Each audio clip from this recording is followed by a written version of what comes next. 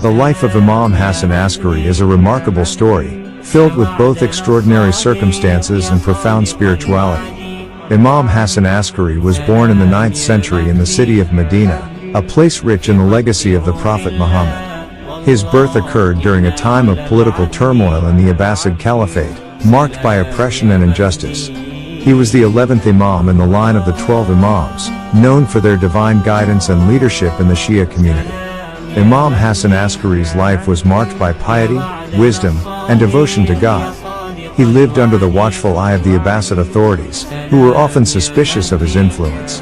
His birth was surrounded by miraculous events and divine signs, including a radiant light that filled the room and a fragrance that enveloped the area. Imam Hassan Askari, a light in troubled times, whose life and spiritual presence continue to inspire millions.